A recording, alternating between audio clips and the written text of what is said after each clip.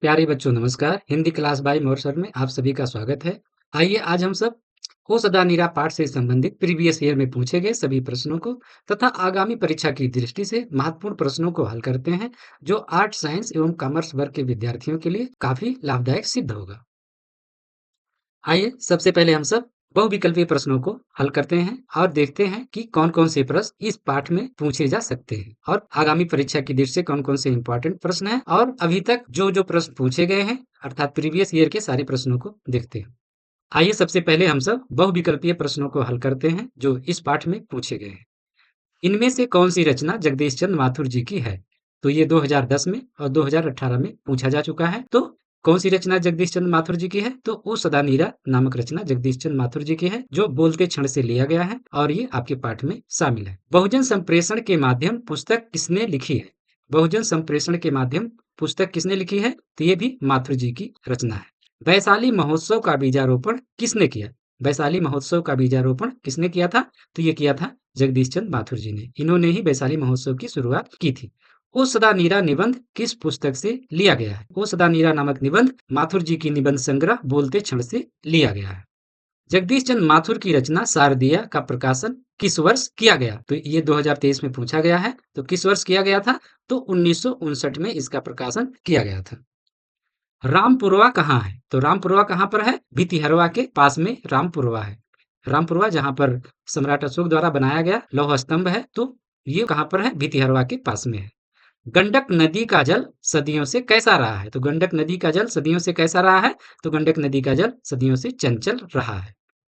ओ सदा नीरा के लेखक को किसके क्रोध रूपी नदी की बाढ़ याद आई? तो किसके क्रोध रूपी नदी की बाढ़ की याद आई? तो कैकेयी के क्रोध रूपी नदी की बाढ़ की याद आई। ओ सदा नीरा पाठ के अनुसार गांधी जी ने आश्रम विद्यालय कहाँ-कहाँ स्थापित किया था? तो ओ सदा नीरा पाठ के अनुसार गांधी जी ने आश्रम विद्यालय कहाँ-कहाँ स्थापित किया था? तो पाटलिपुत्र, नालंदा यहाँ पर नहीं स्थापित किया था। सासाराम, भभुआ यहाँ भी नहीं। वैशाली, राजगीर यहाँ भी नहीं। कहाँ पर किया था? बड़हरवा, मधुबन और भितिहरवा में इन्होंने आश्रम विद्यालय की स्थापना की थी। गांधी जी की झोपड़ी को किसने जलाया था? तो गांधी जी की झोपड़ी को किसने जलाया था? एनएम साहब के कर्मचारियों ने जलाया था। सरया मन का जल कैसा है? सरया मन का जल कैसा है? सरया मन का जल एकदम स्थिर है। और गंडक नदी का जल कैसा है? बिल्कुल चंचल है। गांधी जी को महुए के पेड़ के नीचे किसने जगह दी? तो गांधी जी को महुए के पेड़ के नीचे किसने जगह दी थी? तो मटके महंत ने गांधी जी को महुए के पेड़ के नीचे जगह दी थी। वसुंधरा भोगी मानो और धर्मांध मानो एक ही सिक्के के दो पहलू हैं। तो वसुंधरा भोगी मानो और धर्मांध मानो एक ही सिक्के के पहलू हैं, किस लिखी गई है? मतलब किसके द्वारा लिखी गई है? तो किसके द्वारा लिखी गई है? ये जगदीश चंद्र माथुर जी के द्वारा लिखी गई है। और किस पाठ में लिखी गई है? तो ओ सदा नीरा नामक पाठ में लिखा गया है। धागड़ शब्द का अर्थ ओराव भाषा में क्या है? तो धागड़ शब्द का अर्थ ओराव भाषा में क्या है? भाड़े का मजदूर। क्या है? भाड़े का मजदूर। किसके आग्रह पर गांधी जी ने चंपारण जाना स्वीकार किया था? तो किसके आग्रह पर? दीनदयाल पाठक इनके आग्रह पर नहीं, शंभुनाथ मिश्र इनके भी आग्रह पर नहीं, तो राजकुमार शुक्ल की आग्रह पर गांधी जी चंपारण जाना स्वीकार किए थे। लौरिया नंदनगढ़ के सिंह स्तंभ का निर्माण किसने करवाया था? तो लौरिया नंदनगढ़ के सिंह स्तंभ का निर्माण किसने करवाया था? चंद्रगुप्त मौर्य ने नहीं कराया था, अजात शत्रु ने नहीं कराया था, बिंबिसार ने नहीं कराया था, सम्राट अशोक ने कराया था। किसने कराया था? तो सम्राट अशोक ने कराया था। चौर कैसे ताल है? तो चौर कैसे ताल है? तो चौर उथले ताल है। चौर में गर्मी के दिनों में और जाड़े के दिनों में पानी कम हो जाता है और इसमें खेती भी की जाती है। शिक्षा का उद्देश्य यह होगा कि बच्चे ऐसे पुरुष और महिलाओं के संपर्क में आएं जो सुसंस्कृत हों और चरित्र जिनका निष्कलुष हो। तो ये लाइन किस पाठ से आया हुआ है और ये लाइन किसने कहा है? तो ये उस रानीरा पाठ में इसका जिक्र किया गया है और ये लाइन गांधी जी ने कहा है। जब गांधी जी ने चंपारण में शिक्षा के अलख जगाने के लिए वहां पर विद्यालय की स्थापना की, तो वहां पर जो शिक्षक रखे गए थे वो शिक्षक इसी प्रकार के संस्कार वाले रखे गए थे। चंपारण में गांधी जी के चमत्कार की कथा किसने लिखी? तो गांधी जी के चमत्कार की कथा किसने लिखी थी? तो वो लिखी थी राजेंद्र बाबू ने। किसने लिखा था? राजेंद्र बाबू ने। कौन सी एकांकी जगदीश चंद्र माथुर ने नहीं लिखी है? तो कौन सी एकांकी जगदीश चंद्र माथुर जी ने नहीं लिखी है? मेरी बांसुरी, पहला राजा, दशरथ नंदन, ये सब लिखी है। आषाढ़ का एक दिन, लोहा सिंह, ये जो है एकांकी जगदीश चंद्र माथुर जी ने नहीं लिखी है। परंपराशील नाट्य पुस्तक किसने लिखी? तो परंपराशील नाट्य पुस्तक किसने लिखा है? जगदीश चंद्र माथुर जी ने लिखा है। जगदीश चंद्र माथुर का जन्म कहाँ हुआ था? तो जगदीश चंद्र माथुर जी का जन्म कहाँ हुआ था? बुलंदशहर उत्तर प्रदेश में हुआ था। कहाँ पर हुआ था? बुलंदशहर उत्तर प्रदेश में हुआ था। जगदीश चंद्र माथुर को कौन सी पुरस्कार नहीं मिला था? तो जगदीश चंद्र माथुर जी को कौन सा पुरस्कार नहीं मिला था? तो वो पुरस्कार भारतीय ज्ञानपीठ पुरस्कार इनको नहीं मिला था। इनको कौन कौन सा पुरस्कार मिला था? विद्या वारिधि का पुरस्कार मिला था, बिहार राजभाषा का पुरस्कार मिला था और कालिदास अवार्ड भी इनको मिला था। लेकिन ये पुरस्कार इनको नहीं मिला था। किस पाठ में आया है? कैसी है चंपारण की यह भूमि, मानो विस्मृत के हाथों अपनी बड़ी निधियों को सौंपने के लिए प्रस्तुत रहती है। किस पाठ में यह आया हुआ है? तो ये ओ सदानीरा पाठ में आया हुआ है। ओ सदानीरा पाठ में लेखक ने इस बात का जिक्र किया है। निम्नलिखित में कौन सी उपाधि माथुर जी को मिली? तो कौन सी उपाधि माथुर जी को मिली थी? तो विद्या वारिधि की उपाधि माथुर जी को मिली थी। गौतम बुद्ध का आविर्भाव कब हुआ? तो गौतम बुद्ध का आविर्भाव आपने पढ़ा है कि करीब 2500 वर्ष पहले हुआ था। कितने वर्ष पहले हुआ था? तो करीब 2500 वर्ष पहले हुआ था। पुंडलीक जी ने निर्भीकता किससे सीखी? तो पुंडलीक जी ने निर्भीकता किससे सीखी थी? तो वो सीखी थी गांधी जी से सीखी थी और उसी निर्भीकता को उन्होंने चंपारण के लोगों को सिखाया। कौन सी रचना माथुर जी की है? तो कौन सी रचना माथुर जी की है? भोर का तारा। भोर का तारा माथुर जी की रचना है। गांधी जी चंपारण में कब आए? तो गांधी जी चंपारण में कब आए थे? अप्रैल 1917 में आए थे। तो गांधी जी चंपारण कब आए थे? अप्रैल 1917 में आए। ओ मेरे सपने क्या है? ओ मेरे सपने क्या है? उपन्यास नहीं है, कहानी भी नहीं है, खंड काव्य भी नहीं है। क्या है ओ मेरे सपने? एक नाटक है। कौन सी कृति माथुर जी की नहीं है? तो कौन सी कृति माथुर जी की नहीं है? मेरी बांसुरी है, बंदी भी है, रेस मिठाई नहीं है। पंडई नदी कहाँ तक जाती है? पंडई नदी कहाँ तक जाती है? तो पंडई नदी भिखना थोरी तक जाती है। पंडई नदी कहाँ तक जाती है? भिखना थोरी तक जाती है। बिहार में शरणार्थी कहाँ से आए थे? बिहार में शरणार्थी कहाँ से आए थे? तो इस पाठ में जिक्र है कि पूर्वी बंगाल से शरणार्थी चंपारण में बसाए गए थे। आपस में धागड़ किस भाषा में बात करते हैं? तो आपस में धागड़ लोग किस भाषा में बात करते हैं? मिश्रित ओराव भाषा में बात करते हैं। ये 2025 में पूछा गया था। तिनकठिया प्रथा का संबंध किससे है? तिनकठिया प्रथा का संबंध किससे है? तो तिनकठिया प्रथा का संबंध नील की खेती है। तिनकठिया प्रथा क्या होती है कि 20 कट्ठे में से 3 कट्ठे में नील की खेती करनी है और ये सभी किसानों के लिए जरूरी था। जो नहीं करता था उस पर बहुत ज्यादा टैक्स लगाया जाता था, उसको प्रताड़ित किया जाता था। चंपारण अभियान का सबसे बड़ा वरदान क्या था? तो चंपारण अभियान का सबसे बड़ा वरदान क्या था? निर्भीकता था। क्योंकि किसी भी अभियान में निर्भीकता जरूरी है। जब तक लोग डरेंगे नहीं, जब तक लोग निर्भीक नहीं होंगे, तब तक वो अभियान सफल नहीं हो सकता है।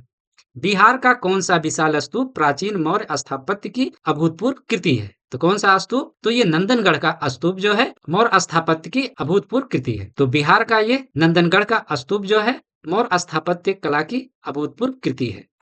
ओ सदा नीरा शीर्षक का संबंध किस विधा से है? तो ओ सदा नीरा पाठ जो है साहित्य की कौन सी विधा है? तो ये निबंध की विधा है। लौरिया नंदनगढ़ से रामपुरवा भितिहरवा होते हुए पंडई नदी कहाँ तक जाती है? तो ये पंडई नदी कहाँ तक जाती है? तो ये भिखना थोरी तक जाती है। कहाँ तक जाती है? भिखना थोरी तक जाती है। ओ सदा नीरा से संबंधित नदी है। तो ओ सदा नीरा से संबंधित नदी कौन सी है? गंडक नदी है। तो गंडक नदी को ही ओ सदा नीरा कहा जाता है। ओ सदा नीरा शीर्षक पाठ में किस महापुरुष की चर्चा है? तो ओ सदा नीरा पाठ में किस महापुरुष की चर्चा है? तो ये गांधी जी की चर्चा है। इस पाठ में किसकी चर्चा है? किसके इर्द गिर्द घटनाएं घूमती हैं? किसने यहाँ पर जो है विद्यालय स्थापित किया था? तो वो गांधी जी ने स्थापित किया था। ओ सदा नीरा में बिहार के किस भूभाग की संस्कृति का वर्णन है? तो किस भूभाग की संस्कृति का वर्णन है? तो चंपारण की संस्कृति का वर्णन है। किस क्षेत्र की संस्कृति का वर्णन है? चंपारण की संस्कृति का वर्णन है। ओ सदा नीरा किसको निमित्त बनाकर लिखा गया? तो ओ सदा नीरा नामक पाठ किसको निमित्त बनाकर लिखा गया है? तो गंडक नदी को निमित्त बनाकर लिखा गया, अर्थात गंडक नदी ही जो है ये ओ सदा नीरा नदी है। कर्नाट वंश के राजा हरि सिंह को किसका मुकाबला करना पड़ा था? तो कर्नाट वंश के राजा हरि सिंह को किसका मुकाबला करना पड़ा था? तो वो गयासुद्दीन तुगलक का मुकाबला करना पड़ा था। चंपारण में धागड़ कहाँ से आए? चंपारण में धागड़ लोग कहाँ से आए थे? तो चंपारण में धागड़ लोग छोटा नागपुर के पहाड़ से आए थे। पुंडलीक जी कौन थे? तो पुंडलीक जी कौन थे? पुंडलीक जी एक शिक्षक थे जो विदेश से शिक्षा प्राप्त करके आए थे। अंग्रेज ठेकेदारों ने किस चीज की खेती का विस्तार किया? अंग्रेज ठेकेदारों ने किस चीज की खेती का विस्तार किया था? तो वो नील की खेती का विस्तार किया था। बराज कहाँ बन रहा था? तो बराज कहाँ बन रहा था? बराज बन रहा था भैंसा लोटन में। कहाँ बन रहा था बराज? बराज भैंसा लोटन में बन रहा था। आम्रपाली अम्बपाली ने तथागत को क्या सौंपा था? आम्रपाली ने या अम्बपाली ने तथागत को क्या सौंपा था? तो आम्रवन सौंपा था, आम का बगीचा सौंपा था। आम्रपाली एक नर्तकी थी जिसने अपने आमों का बगीचा तथागत गौतम बुद्ध को सौंपा था। ओ सदा नीरा शीर्षक पाठ के अनुसार सन 1962 की बाढ़ का दृश्य जिन्होंने देखा है उन्हें रामचरितमानस में किसके क्रोध रूपी नदी की बाढ़ याद आई होगी? तो किसके क्रोध रूपी नदी की बाढ़ की याद आई होगी? कैकेयी की क्रोध रूपी बाढ़ की याद आई होगी। चंपारण क्षेत्र में बाढ़ का मुख्य कारण क्या है? तो चंपारण क्षेत्र में बाढ़ का मुख्य कारण क्या है? जंगलों का कटना। जब जंगल थे तो जंगल के जड़ों से पानी इतना जो है चंचल नहीं हो पाता था, इतना ज्यादा बाढ़ का प्रकोप नहीं फैलता था। अर्थात जंगल के कारण जो बाढ़ है वो आसपास के क्षेत्रों में उतना फैल नहीं पाता था जितना अभी जंगल कटने के बाद फैलता है, जितना नुकसान करता है। ये तो रहे आपके जो है बहुविकल्पीय प्रश्न। अब देखते हैं लघुत्तरीय और सप्रश्न व्याख्या से संबंधित प्रश्न। तो वसुंधरा भोगी मानो और धर्मांध मानो एक ही सिक्के के दो पहलू हैं। तो ये जो है सप्रश्न व्याख्या के लिए आया हुआ है, ये बार बार पूछा जाता है और बहुत ही इंपॉर्टेंट है। तो इसको लिखना कैसे है, इसको देखते हैं। प्रस्तुत पंक्ति जगदीश चंद्र माथुर जी द्वारा रचित उस सदा नीरा नामक पाठ से लिया गया है। इसमें माथुर जी ने मनुष्य की पाशविक प्रवृत्ति एवं दूषित मानसिकता का वर्णन किया है। माथुर जी ने किसका वर्णन किया है? तो मनुष्य की जो पाशविक प्रवृत्ति होती है और दूषित मानसिकता होती है उसका वर्णन किया है। अर्थात मनुष्य अपने स्वार्थ के लिए जिस तरह से जंगलों को काट रहा है, वहां के पशु पक्षियों को नुकसान पहुंचा रहा है, तो उसी का लेखक ने जिक्र किया है और जिसके कारण बहुत सारी समस्याएं आ रही है। तो ये जो है किस पाठ के माध्यम से माथुर जी ने इसकी चर्चा की है? तो वो पाठ है वो सदा नीरा नामक पाठ के माध्यम से, और गंडक नदी को निमित्त बनाकर इन्होंने इन सब सारी चीजों को बताया है। और इसमें जो है मानवीयकरण अलंकार का प्रयोग किया है। अर्थात जो भी जैसे वन हुए, जैसे नदी हुई, इन सब सारी चीजों को इन्होंने मानव की तरह मान करके उसका वर्णन किया है। एक तरफ मनुष्य जंगल काटे जा रहा है, खेतों को, पशु पक्षियों आदि को नष्ट कर रहा है। तो लेखक कहता है एक तरफ मनुष्य जंगल को काट रहा है खेत बनाने के लिए और पशु पक्षियों को वो नष्ट कर रहा है, नदियों पर बांध बनाकर उसे नष्ट कर रहा है। तो दूसरी ओर धर्मांध मानव गंगा को मैया कहता है, पर अपने घर की नाली, कूड़ा करकट, पूजन सामग्री जो प्रदूषण ही फैलाते हैं गंगा नदी में प्रवाहित करता है। तो लेखक कहता है कि जिस तरह से जो है गृहस्थ मानव जो है अपने स्वार्थ के लिए पेड़ पौधों को काट रहा है, उस जंगलों को काट रहा है और उस जंगल में रहने वाले पशु पक्षियों को नष्ट कर रहा है, उसी तरह से जो है ये धर्मांध मानव अर्थात धर्म का पालन करने वाले सन्यासी लोग भी मंदिरों से जो कूड़ा करकट और पूजन सामग्री जो प्रदूषण फैलाता है उसको ले जाकर गंगा में फेंक देते हैं, जो वहां की धारा को जो है नुकसान पहुंचाती है, उसके जल को गंदा करती है। तो इस तरह से लेखक कहता है कि ये दोनों प्रकार के प्रवृत्ति वाले लोग जो है इस पृथ्वी को, इस वसुंधरा को नुकसान पहुंचा रहे हैं। इस प्रकार दोनों इस प्रकृति को नष्ट करने में लगे हुए हैं। इसीलिए कहा जाता है कि वसुंधरा भोगी मानो और धर्मांध मानो एक ही सिक्के के दो पहलू हैं। अर्थात दोनों ही इसको नुकसान पहुंचा रहे हैं, चाहे वो भोगी मानो हो, चाहे वो धर्म का पालन करने वाले मानो हो। गांधी जी के चंपारण आंदोलन की किन दो सीखों का उल्लेख लेखक ने किया है? इन सीखों को आज आप कितना उपयोगी मानते हैं? लिखिए। तो गांधी जी के चंपारण आंदोलन की दो सीखें कौन कौन सी हैं? पहली है निर्भीकता। पहली क्या है सीख है? निर्भीकता। दूसरी सीख क्या है? कि सत्य का आचरण। तो गांधी जी ने कौन सी दो सीखें दी थी? एक निर्भीकता की और दूसरी सत्य के आचरण की सीख दी थी। निर्भीकता आज के जमाने में बेहद उपयोगी है। तो लेखक कहता है निर्भीकता आज के जमाने में बेहद उपयोगी है। वर्तमान समय में समाज में डरा धमकाकर गलत कार्यों के लिए दबाव बनाया जाता है। भ्रष्टाचार, असत्य, उदंडता का बोलबाला है। प्रत्येक व्यक्ति को निर्भीक होना चाहिए। निर्भीक का अर्थ ही है अपने सच्चाई पर अडिग रहना। दूसरा, हमें बिना तथ्य के किसी बात पर विश्वास नहीं करना चाहिए। विश्वास की नींव सत्य के आचरण पर ही टिकी होती है। तो लेखक कहता है कि हमें एक तो अपनी बातों पर अडिग रहना चाहिए और इसके लिए जरूरी है निर्भीकता। यदि हम निर्भीक नहीं रहेंगे, यदि हम डर जाएंगे, तो हमको कोई भी डरा धमका करके हमारी बातों से, हमारे जो सच्चाई है उससे हमें डिगा सकता है। और दूसरी चीज ये कहते हैं कि हमें जो है अपने पर हर घटना को, जो भी बात है उसको सच्चाई जान करके ही उस पर विश्वास करनी चाहिए। अर्थात बगैर सच्चाई जाने किसी चीज पर टीका टिप्पणी, किसी बात पर आलोचना नहीं करनी चाहिए, ऐसा लेखक कहता है। लेखक कहता है कि गांधी जी हर बात को तोलते, स्वयं सत्यापन करते तथा बिना छानबीन किए किसी भी मामले पर नहीं लिखते थे। तो लेखक कहता है कि गांधी जी स्वयं इस बात का ख्याल रखते थे। वो हर बात को, अगर कोई कुछ कहता था तो उसका सत्यापन करते थे, तभी उस पर कोई अपना विचार देते थे। वर्तमान समय में हमें भी बोलते और सुनते वक्त तथ्यों की जांच कर लेनी चाहिए। गांधी जी के ये दोनों सीख हम लोगों के लिए बहुत उपयोगी है। तो लेखक कहता है कि जो ये वर्तमान समय में भी हम सभी को भी किसी की बात सुनते समय और अपनी बात कहते समय जो तथ्य है, जो वास्तविकता है, उसको जान लेनी चाहिए, तभी कुछ बोलना चाहिए। चंपारण क्षेत्र में बाढ़ आने का प्रमुख कारण क्या है? तो चंपारण क्षेत्र में बाढ़ आने का प्रमुख कारण क्या है? वहां के वनों की कटाई। चंपारण क्षेत्र में बाढ़ की विभीषिका से एक विशाल क्षेत्र प्रभावित है। गंडक, मसान, सिकराना, पंडई इत्यादि इस क्षेत्र में सतत प्रवाहित होती हैं। अपने आसपास हरे भरे वृक्षों से नयनाभिराम दृश्य के बीच मखमली हरित कालीन सी उर्वरा भूमि को निरंतर अपने जल से सिंचित करती हैं। तो ये जो नदियां हैं, ये निरंतर बहती हैं और अपने जल से इस क्षेत्र को हरा भरा बनाती हैं, ऐसा लेखक कहता है। मनुष्य, पशु पक्षी आदि समस्त प्राणियों की प्यास भी इनके जल से बुझती है। तभी तो लेखक ने इन्हें संबोधित किया है ओ सदा नीरा। तो इसमें बताया गया है कि चूंकि इससे सभी की प्यास बुझती है, चाहे वो मानव हो, चाहे पशु पक्षी हो, चाहे वो धरती हो, सभी की प्यास बुझती है। इसीलिए लेखक ने इसे सदा नीरा कहा है। सदा नीरा मतलब ऐसी नदी जिसमें हमेशा जल रहता है। किंतु पिछले 600-700 सालों से चंपारण से गंगा तक फैले महावन के वृक्षों का काटा जाना बदस्तूर जारी है। लेखक कहता है कि इस क्षेत्र में जो वन है, महावन जिसे कहा जाता है, वो पिछले 600-700 वर्षों से उसका निरंतर कटना जारी रखा गया है। इसके परिणाम स्वरूप नदियों के तटों का पानी का कटाव निरंतर चलता रहता है। तो लेखक कहता है कि वनों के कट जाने से नदियों के जो कटाव है वो बढ़ता रहता है, आगे बढ़ता रहता है। इन नदियों ने अपना धैर्य खो दिया। अतः वर्षा ऋतु में हिमालय की ढलान से बाहर आया जल तथा वर्षा का जल बाढ़ की प्रचंडता का कारण बन जाता है। तो लेखक कहता है कि इन नदियों के द्वारा जो जल आता है, उनमें जो हिमालय से जो जल आता है वो भी रहता है और साथ ही वर्षा के दिनों में जो आसपास का जो जल, वर्षा का जल होता है, वो भी आ जाता है, जिसके कारण इस क्षेत्र में अत्यधिक बाढ़ की प्रचंडता बन जाती है, स्थिति बन जाती है। इस त्रासदी को झेलने के लिए यहाँ निवास करने वाले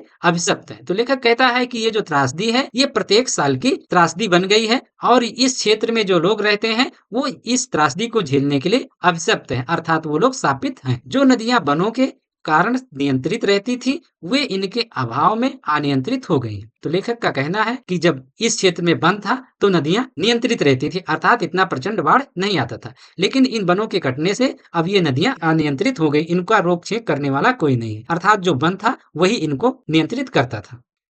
चंपारण में शिक्षा की व्यवस्था के लिए गांधी जी ने क्या किया? तो ये क्वेश्चन 2020 में पूछा गया है और फिर आने की संभावना है। चंपारण में शिक्षा व्यवस्था गांधी जी ने महती काम की। शिक्षा व्यवस्था के लिए गांधी जी ने कैसा काम किया था? बहुत बड़ा काम किया था। उनका विचार था कि ग्रामीण बच्चों की शिक्षा की व्यवस्था किए बिना केवल आर्थिक समस्याओं को सुलझाने से काम नहीं चलेगा। तो उनका कहना था कि केवल आर्थिक समस्याओं के सुलझाने से काम नहीं चलेगा, बल्कि जो ग्रामीण क्षेत्र के बच्चे हैं उनकी शिक्षा की व्यवस्था भी करनी होगी, क्योंकि भविष्य के वही कर्णधार हैं, देश के वही रचयिता हैं। इसके लिए उन्होंने 3 गांवों में आश्रम विद्यालय स्थापित किया। उन्होंने यहाँ की शिक्षा व्यवस्था को सुधारने के लिए, चंपारण क्षेत्र की शिक्षा व्यवस्था को दुरुस्त करने के लिए उन्होंने 3 विद्यालय की स्थापना की। वो विद्यालय कहाँ थे? बड़हरवा, मधुबन और भितिहरवा में। वो विद्यालय कहाँ थे? बड़हरवा, मधुबन और भितिहरवा में। कुछ निष्ठावान कार्यकर्ताओं को तीनों गांवों में तैनात किया। तो गांधी जी ने जो निष्ठावान कार्यकर्ता थे, जिनको जिनको बस एक ही काम था कि यहाँ के लोगों की शिक्षा व्यवस्था को दुरुस्त करना, उनको ला करके यहाँ से तैनात किया। और वो लोग कहाँ से आए थे? कुछ लोग बंबई से आए थे, कुछ लोग जो है गुजरात से आए थे, अर्थात महाराष्ट्र और गुजरात से कुछ लोग आए थे। बड़हरवा के विद्यालय में श्री बबन जी गोखले और उनकी विदुषी पत्नी अवंतिका बाई गोखले ने चलाया। तो बड़हरवा का जो विद्यालय था उसको किसने किसने चलाया था? बबन जी गोखले और उनकी विदुषी पत्नी अवंतिका बाई गोखले ने चलाया था। मधुबन में श्री नरिहर दास पारिक और उनकी पत्नी, तो मधुबन का जो विद्यालय था उसको किसने चलाया था? नरिहर दास पारिक और उनकी पत्नी ने वहाँ की व्यवस्था की देखभाल की और वहाँ शिक्षा व्यवस्था को सुचारू रूप से चलाया। अपने सेक्रेटरी महादेव देसाई को नियुक्त किया। तो जो मधुबन का विद्यालय था, वहाँ पर गांधी जी ने अपने सेक्रेटरी महादेव देसाई को भी वहाँ पर कुछ समय के लिए नियुक्त किया। तो ये भी क्वेश्चन यहाँ से बहुविकल्पीय रूप में पूछा जा सकता है कि गांधी जी के सेक्रेटरी कौन थे? तो गांधी जी के सेक्रेटरी कौन थे? महादेव देसाई। भितिहरवा में वयोवृद्ध डॉक्टर देव और सोमन जी ने चलाया। तो भितिहरवा का जो विद्यालय था, वहाँ पर सबसे पहले कौन लोग थे? तो वयोवृद्ध डॉक्टर देव और सोमन जी थे। कौन-कौन लोग थे? वयोवृद्ध डॉक्टर देव और सोमन जी थे, अर्थात डॉक्टर देव और सोपन जी थे। बाद में पुंडलीक जी गए, तो इनके बाद वहां पर कौन गया? पुंडलीक जी गए। स्वयं कस्तूरबा भितिहरवा आश्रम में रहे, तो स्वयं कस्तूरबा गांधी भी यहाँ पर रहे। कस्तूरबा गांधी कौन है? तो कस्तूरबा गांधी गांधी जी की पत्नी है, वो भी आकर के भितिहरवा आश्रम में रही। क्योंकि भितिहरवा आश्रम में ऐसे लोगों को इसलिए रखा गया क्योंकि वहां एनम साहब का सबसे ज्यादा आतंक था और इन कर्मठ और विद्वान स्वयंसेवकों की देखभाल की। तो यहाँ पर जो है कस्तूरबा गांधी रही और जो है यहाँ पर जो काम करने वाले लोग थे, जो सेवक थे, उनकी उन्होंने देखभाल की, अर्थात उनको खाना खिलाया, पानी पिलाया, जो भी जरूरत की चीजें थी उनको उपलब्ध कराया, उनकी सेवा की। गंगा पर पुल बनाने में अंग्रेजों ने क्यों दिलचस्पी नहीं ली? तो प्रश्न आता है कि गंगा पर पुल बनाने में अंग्रेजों ने क्यों दिलचस्पी नहीं ली? तो ये 2016 में पूछा भी गया है। संवादों के प्रसार में आधारभूत सुविधाओं का ही बहुत ही महत्वपूर्ण स्थान है। लेखक कहता है कि संवादों के प्रसार में आधारभूत सुविधाओं का बहुत ही महत्वपूर्ण स्थान है, अर्थात अगर सुविधाएं होती हैं तभी संचार हो पाता है। इन सुविधाओं में परिवहन का साधन अत्यंत ही महत्वपूर्ण है। तो जो सुविधाएं हैं किसी बात के संचार के लिए, तो वो जो है उसमें परिवहन का साधन सबसे महत्वपूर्ण साधन है। अंग्रेज किसानों पर बेहद अत्याचार किया करते थे, तो अंग्रेज लोग जो हैं चंपारण के जो किसान थे उन पर अत्यधिक अत्याचार करते थे।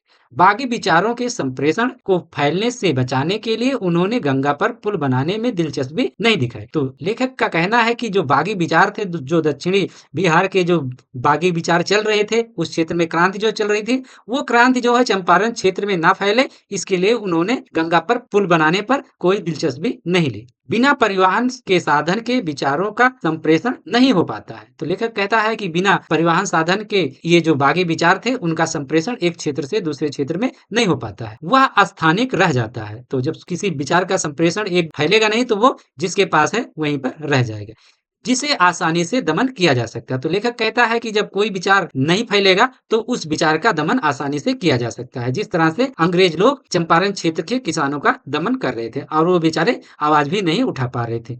गंगा पर पुल बनाए जाने से अंग्रेजों को डर था कि दक्षिण बिहार के बागी विचार वहां भी न पहुंच जाए और शेष भाग असहयोग उन्हें न मिल जाए। तो लेखक का कहना है कि गंगा पर पुल बन जाने से अंग्रेजों को डर था कि दक्षिण बिहार के बागी विचार वहां भी पहुंच जाएं और शेष भाग का सहयोग उन्हें न मिल जाए। तो ऐसा लेखक कहता है कि कहीं बागी विचार वहां ना पहुंच जाए और वहां पर अन्य क्षेत्र का जो है जो सपोर्ट जो है वो ना मिल जाए।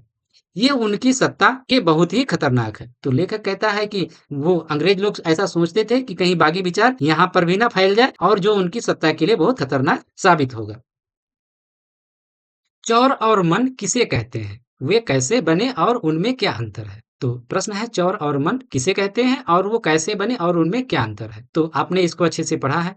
चंपारण में गंडक घाटी के दोनों ओर विभिन्न आकृतियों के ताल दिखाई पड़ते हैं। जब जो है हवाई सर्वेक्षण इसका कर रहा था तो उसने देखा कि गंडक नदी के दोनों तरफ अनेक विभिन्न आकृति के ताल पड़े हुए हैं। ये कहीं उथले तो कहीं गहरे हैं। ये जो ताल हैं ये कहीं उथले हैं तो कहीं गहरे हैं। सभी प्रायः टेढ़े मेढ़े किंतु शुभ्र एवं निर्मल जल से परिपूर्ण है। जो ये सभी ताल हैं ये टेढ़े मेढ़े हैं किंतु इनका जो जल है वो बहुत निर्मल है। इन तालों को चौर और मन कहते हैं। तो जो ये ताल हैं इनको किस किन नामों से जाना जाता है? तो इनको जो है चौर कहा जाता है और मन कहा जाता है। चौर उथले ताल होते हैं जिनमें पानी जाड़ों और गर्मियों में कम हो जाता है। तो लेखक ने लिखा है कि ओ सदा नीरा नामक पाठ में कि जो चौर होते हैं उनकी जो गहराई होती है बहुत कम होती है और उनमें जो पानी है वो जाड़ों और गर्मियों के दिनों में कम हो जाता है और उसमें खेती होती है। इसके द्वारा खेती भी होती है। इस क्षेत्र में भी खेती होती है और इसके जो जल होते हैं उनका भी उपयोग खेती के लिए किया जाता है।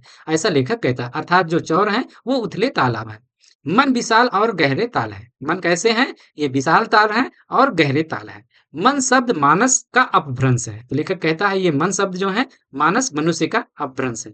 ये मन और चौर गंडक के उस श्रृंखल नर्तन के समय बिखरे हुए आभूषण है। तो लेखक कहता है कि ये जो मन और चौर हैं ये जब गंडक नदी नर्तन करती है, अर्थात जब इसमें प्रचंड बाढ़ आती है, तो ये उसके ऐसा लगता है जैसे कोई नर्तकी जब नर्तन करती है, तो उसके गहने टूट करके इधर-उधर बिखर जाते हैं। उसी तरह से इस गंडक नदी के ये गहने हैं, जो इधर-उधर ताल के रूप में बिखरे हुए पड़े हुए। जब बाढ़ आती है, तो तटों का उल्लंघन कर नदी दूसरा पथ पकड़ लेती है। पुराने पथ पर रह जाते हैं चौर और मन, जिनकी गहराई तल को स्पर्श कर धरती के हृदय से स्रोत को फोड़ लाई है। तो लेखक कहता है कि जब नदी में बाढ़ आता है और बाढ़ जब कम होता है तो नदी कभी-कभी दूसरा रास्ता पकड़ लेती है। लेकिन उसके जो पुराना रास्ता है उसमें ढेर सारे चौर और मन जो गड्ढे रहते हैं वहां पर बन जाते हैं। और ये जो मन है ये बहुत गहरे होते हैं और ये जो है धरती से स्रोता पकड़ लेते हैं, अतः मतलब धरती से स्रोत पकड़ लेते हैं, जिसके कारण इनमें हमेशा जल भरा रहता है। कपिलवस्तु से मगध के जंगलों तक की यात्रा बुद्ध ने किस मार्ग से किया था? तो कपिलवस्तु से मगध तक की यात्रा महात्मा बुद्ध ने किस मार्ग से किया था? तो इसका उत्तर क्या लिखेंगे? इसका उत्तर यह है कि लौरिया नंदनगढ़ से एक नदी रामपुरवा और भितरवा होते हुए उत्तर में नेपाल के निकट भिखनाथोरी तक जाती है। तो ये लौरिया नंदनगढ़ से एक नदी कहाँ तक जाती है? भिखनाथोरी तक जाती है। उस नदी का नाम क्या है? पंडई नदी। इसी के सहारे भगवान बुद्ध तथा बाद में अनेक भिक्षुओं ने कपिलवस्तु से मगध तक की यात्रा की थी। तो इस नदी के सहारे भगवान बुद्ध ने और बौद्ध धर्म के भिक्षुओं ने किस नदी के सहारे यात्रा की थी? तो वो नदी थी पंडई नदी। लौरिया नंदनगढ़ में सम्राट अशोक द्वारा बनाया हुआ कलापूर्ण सिंह स्तंभ है। तो लौरिया नंदनगढ़ में क्या है? सम्राट अशोक द्वारा बनवाया गया कलापूर्ण सिंह स्तंभ है। लौरिया के दक्षिण में अरेराज, अरेराज के दक्षिण में केसरिया और फिर वैशाली है। तो लौरिया नंदनगढ़ के दक्षिण में अरेराज है और अरेराज के दक्षिण में केसरिया है और उसके बाद फिर वैशाली है। यही तो वह पथ था जिससे भगवान बुद्ध अपनी अंतिम यात्रा पर गए थे। तो इसी रास्ते से भगवान बुद्ध अपनी अंतिम यात्रा पर गए थे। सदा नीरा या गंडक कहां से कहां तक बहती है? तो सदा नीरा नदी या गंडक नदी कहां से कहां तक बहती है? गंडक नदी उत्तर हिमालय की तलहटी भिखनाथोरी से निकलती है और 173 मील की यात्रा करके सोनपुर के निकट गंगा में मिल जाती है। तो कहां से निकलती है? भिखनाथोरी से निकलती है और कितने मील की यात्रा तय करती है? 173 मील की यात्रा ये तय करती है और कहाँ मिलती है? सोनपुर के निकट गंगा में मिल जाती है। किस नदी में मिलती है? तो गंगा नदी में मिल जाती है। चंपारण क्षेत्र का इतिहास कैसा रहा है? तो चंपारण क्षेत्र का इतिहास, चंपारण क्षेत्र में बाहर से आने वाले आक्रमणकारी राजाओं, आजीविका खोजी मजदूरों, भूमि संपदा के अभिलाषी जमींदारों तथा अंग्रेजों के धन लोलुप ठेकेदारों का यहाँ तांता लगा रहता था। जो यहाँ आए सबने यहाँ की संपदा का भोग किया। तो इस तरह से मतलब यहाँ पर विभिन्न प्रकार के लोग आए, कुछ आक्रमणकारी आए, कुछ यहाँ पर मजदूरी करने के लिए कुछ लोग आए, कुछ जमींदार लोग आए, कुछ अंग्रेजी ठेकेदार भी यहाँ पर आए। जिसने भी आया यहाँ की संपदा का उपभोग किया। अंग्रेज निलहे किसानों पर क्या अत्याचार करते थे? तो अंग्रेज लोग निलहे किसानों पर क्या अत्याचार करते थे? तो इसका उत्तर ऐसे लिखना है। अंग्रेज निलहे किसानों पर अमानुषिक अत्याचार किया करते थे। किसानों से जबरदस्ती नील की खेती कराई जाती थी। हर 20 कट्ठा जमीन में 3 कट्ठा नील की खेती करना हर किसान के लिए जरूरी था। अर्थात 20 कट्ठा जिसके पास जमीन है वो 3 कट्ठा उसमें से जो है नील की खेती करता था, जिसे 3 कट्ठिया प्रणाली भी कहा जाता है। तो इस प्रणाली को 20 कट्ठे में से 3 कट्ठे पर नील की खेती करने की जो ये प्रणाली थी, इसे किस नाम से जाना जाता था? 3 कट्ठिया नाम से जाना जाता था। 3 कट्ठिया प्रणाली कहा जाता। नील की खेती जिस भूमि में की जाती थी उसकी उर्वरा शक्ति लगभग समाप्त हो जाती थी। अर्थात नील की खेती के कारण जो है जमीन की उर्वरा शक्ति जल्दी ही समाप्त हो जाती थी और भूमि बंजर हो जाती थी। अर्थात ये किसानों के लिए बहुत हानिकारक था। केमिकल रंगों के इजाद होने के बाद 3 कट्ठिया से मुक्ति पाने के लिए किसानों को मोटी रकम गोरे ठेकेदारों को देना पड़ता था। जब केमिकल रंग का विकास हो गया फिर भी जो है अंग्रेज लोग जो थे वो जो है इन किसानों से नील की खेती कराते थे और जो किसान इस नील की खेती से मुक्ति पाना चाहता था उसे जो है मोटी रकम देनी पड़ती थी इन ठेकेदारों को। जिस रास्ते पर साहब की सवारी जाती थी उस पर हिंदुस्तानी अपने जानवर तक नहीं ले जा सकते थे। तो इसमें बताया गया है कि जिस रास्ते से साहब की गाड़ी जाती थी अर्थात अंग्रेजों की गाड़ी जाती थी उस पर जो है हिंदुस्तानी लोग अपने जानवरों को भी नहीं ले जा सकते थे। साहब के यहाँ कुछ भी होता तो सारा खर्चा रैयत को ही देना पड़ता था। तो साहब के यहाँ कोई भी प्रोग्राम होता था, कोई भी बीमारी होती थी, कोई भी जानवर खरीदा जाता था, कोई भी गाड़ी खरीदी जाती थी तो उसका सारा खर्चा जो है किसानों से वसूला जाता था। साहब को हाथी खरीदना हो अथवा बीमार पड़ने पर इलाज करवाना सारा खर्च किसानों को देना पड़ता था। तो जो भी खर्चा होता था साहब का, वो किसानों से वसूला जाता था। इसके अलावा किसानों और रैयतों की झोपड़ी में आग लगा देना, किसी को जेल में बंद कर देना, ये साहब का रोज का काम था। तो अर्थात वो विभिन्न तरह से यहाँ की जो जनता थी, उसको प्रताड़ित करते थे। इतिहास में कीमियाई प्रक्रिया का क्या आशय है? तो इतिहास में कीमियाई प्रक्रिया का क्या आशय है? कीमियाई प्रक्रिया पारे को सोने में बदलने की एक प्रक्रिया है। तो कीमियाई प्रक्रिया क्या है? पारे को सोने में बदलने की एक प्रक्रिया है, जिसमें पारे को कुछ विलयनों के साथ उच्च तापमान पर गर्म किया जाता है। लेखक ने पाठ के संदर्भ में कीमियाई प्रक्रिया का आशय देते हुए कहा है कि जिस प्रकार पारा दूसरे प्रकार का पदार्थ है और उसके कुछ पदार्थ के संयम से बिल्कुल भिन्न पदार्थ का उद्भव होता है। तो लेखक कहता है जिस तरह से पारा जो है एक भिन्न प्रकार का पदार्थ है, उसके कुछ पदार्थों के साथ मिलाने पर वो बिल्कुल जो है अलग प्रकार का पदार्थ बनाता है। उसी तरह सुदूर दक्षिण की संस्कृति और रक्त इस प्रदेश की निधि बनकर एक अन्य संस्कृति का निर्माण करती है। तो लेखक का कहना है जो है ये कीमियाई प्रक्रिया का उदाहरण देकर लेखक ने यहाँ की संस्कृति का वर्णन किया, अर्थात यहाँ की संस्कृति के बारे में बताया है कि जिस तरह से बाहर से लोग आए और यहाँ के लोग जो थे दोनों की संस्कृति मिलकर के एक अलग संस्कृति का जन्म किया। धागड़ शब्द का क्या अर्थ है? धागड़ शब्द का क्या अर्थ है? तो धागड़ शब्द का अर्थ ओराव भाषा में भाड़े का मजदूर है। तो धागड़ शब्द का अर्थ ओराव भाषा में क्या है? यदि 2 नंबर का क्वेश्चन आता है तो बस इतना लिखना है। अगर पूछा जाता है धागड़ शब्द का अर्थ क्या है तो बस इतना लिख देना है, धागड़ शब्द का अर्थ होता है भाड़े का मजदूर। लेकिन यदि वो 5 नंबर का क्वेश्चन आता है तो आपको लंबा लिखना है, जितना लंबा किए बताया। धागड़ एक आदिवासी जाति है जिसे 18वीं शताब्दी के अंत में नील की खेती के सिलसिले में दक्षिणी बिहार के छोटा नागपुर पठार से चंपारण के इलाके में लाया गया था। तो कहाँ से लाया गया था? छोटा नागपुर के पठार से। कब लाया गया था? 18वीं शताब्दी में। किस काम के लिए लाया गया था? तो नील की खेती करने के लिए इनको लाया गया था। कहाँ से लाया गया था? छोटा नागपुर से। तो इनको लाया गया था। धागड़ जात आदिवासी जात ओराव, मुंडा, लोहार इत्यादि के वंशज हैं। तो ये किसके वंशज हैं? ओराव, मुंडा और लोहार जनजाति के वंशज हैं। लेकिन ये अपने आप को आदिवासी नहीं मानते, ये लोग अपने आप को आदिवासी नहीं मानते। धागड़ मिश्रित ओराव भाषा में बात करते हैं। तो ये लोग किस भाषा में बात करते हैं? मिश्रित ओराव भाषा में बात करते हैं और दूसरों के साथ भोजपुरिया मधेसी भाषा में बात करते हैं। जब धागड़ लोग आपस में बात करते हैं तो ये मिश्रित ओराव भाषा में बात करते हैं और जब ये दूसरे से बात करते हैं तो भोजपुरिया मधेसी भाषा में बात करते हैं। धागड़ों का सामाजिक जीवन बेहद उल्लासपूर्ण है। तो ये जो धागड़ लोग होते हैं इनका जीवन बेहद प्रसन्नतापूर्ण जीवन रहता है। स्त्री पुरुष ढलती शाम के मंद प्रकाश में अत्यंत मनोहारी सामूहिक नृत्य करते हैं। तो जो स्त्री पुरुष होते हैं शाम के समय वो सब एक नृत्य करते हैं। पुंडलीक जी कौन थे? तो प्रश्न एक है पुंडलीक जी कौन थे? तो इसका उत्तर यह है पुंडलीक जी भितिहरवा आश्रम विद्यालय के शिक्षक थे। तो कौन थे पुंडलीक जी? भितिहरवा आश्रम विद्यालय के कौन थे? शिक्षक थे। गांधी जी ने उन्हें बेलगाम से सन 1917 में बुलाया था। तो इनको कहाँ से बुलाया था? गांधी जी ने बेलगाम से बुलाया था। शिक्षा देने और ग्रामीणों के भयारोहण के लिए। तो इनको किस लिए बुलाया गया था? इनको शिक्षा देने के लिए और जो ग्रामीण लोग थे उनके अंदर से भय को निकालने के लिए इनको बुलाया गया था। पुंडलीक जी गांधी जी के आदर्शों को सच्चे दिल से मानने वाले बड़े ही निर्भय पुरुष थे। तो पुंडलीक जी कौन थे? ये गांधी जी के आदर्शों को मानने वाले थे और निर्भीक व्यक्ति थे। कैसे व्यक्ति थे? निर्भीक व्यक्ति थे, अर्थात निर्भय पुरुष थे, अर्थात ये डरते नहीं थे।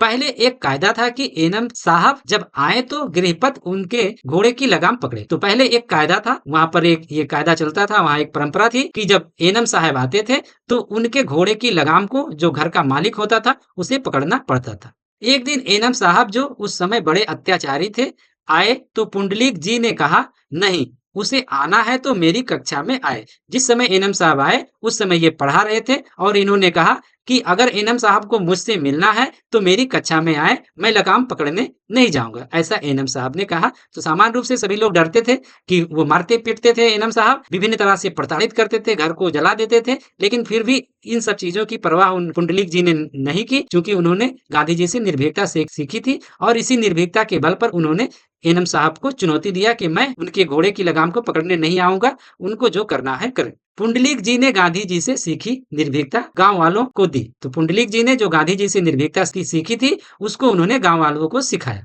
यही निर्भीकता चंपारण अभियान की सबसे बड़ी देन है। तो ये निर्भीकता जो है ये चंपारण अभियान को स्वतंत्र कराने में अर्थात नील की खेती से मुक्ति पाने में बहुत बड़ी जो है हथियार था। अर्थात ये हथियार किसने दिया? तो ये हथियार गांधी जी के माध्यम से पुंडलीक जी ने यहाँ की जनता के बीच फैलाया। तो आशा करते हैं कि आप सब इस पाठ से संबंधित जो भी संभावित प्रश्न हो सकते थे और आपके परीक्षा की दृष्टि से जो इम्पोर्टेंट है, वो सारे प्रश्नों को इसमें समाहित किया गया है और आप सबने बहुत अच्छे से इसको पढ़ा है, समझा है और जो भी पढ़ेगा, समझेगा वो सारे लोग इससे काफी लाभ उठाएंगे। तो आप सभी को बहुत-बहुत धन्यवाद। चैनल को लाइक करें, सब्सक्राइब करें और शेयर करें। हिंदी की जय, जय भारत।